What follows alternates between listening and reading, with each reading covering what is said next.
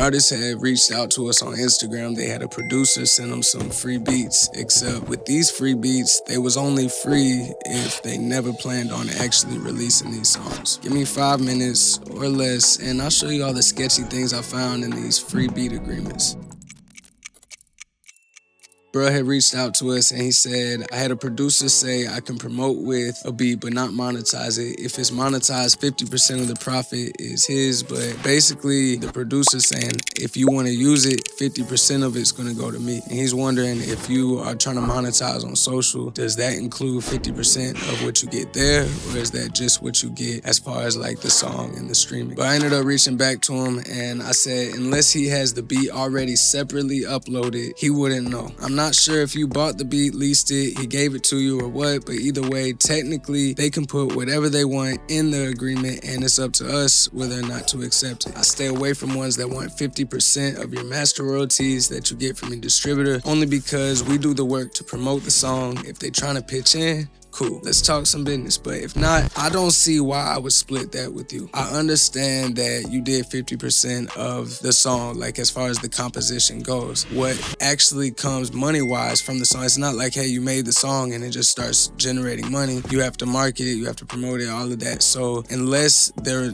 actually trying to put in either money or they got a name that's big enough where they could just share it and, you know, it's got some clout behind it, some power behind their name, all right, some sort of deal needs to be worked out. But just off strength, let me just give you 50% of the royalties because you made the beat. Nah, like I'ma just go make my own beat. I mean, it really just doesn't add up for me. I sent him another message and I said, but when you register the song with a PRO like BMI or ASCAP, that's when you would give 50% to them. But that's a completely different royalty. That is where you would only have 50% of the ridership. What you're cashing out on DistroKid, CD Baby, whoever your distributor is, what they're paying you is not the same as this. But he ended up sending the agreement through and I read through it.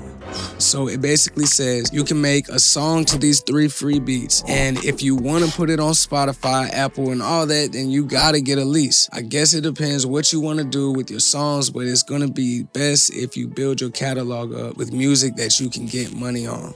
Man, so you're gonna send me these free beats, and I'm guessing you're sending it to a whole bunch of people. You just, you know, you a producer, beat maker, whatever. You trying to get your name out there. I get it. But you sending out these free beats, but then in the agreement it says you can only use these beats if you're not gonna put it on like Spotify and all that. Again, I get that, but you gotta lease it anyways. Why would I even want to lease this when you've sent this free beat out to however many artists and they've been making songs to it for however long that you've been running this? And another thing is, if he has it in the agreement that you can't use these free beats unless you buy a lease, that means he probably has this uploaded with his own distributor and has some sort of content ID on it already in place, which means if you do lease that beat, when you go to upload it to like YouTube, you're actually gonna get hit with the content ID, a copyright strike, where more than likely you'll be able to keep it up, but you won't be able to monetize off of it anyways. But that's why, I mean, personally, I try to stay away from any beats that I can't monetize off of right away. Even if I have to lease it or make it myself, I'd rather do that than have a free beat that God knows how many artists have heard and made a song to, you feel me? But getting your beat leases and the agreements all figured out, that's just the beginning. Before you go dropping single after single, in this next video, I'll show you why even artists that are just now starting out need at least one project in their catalog.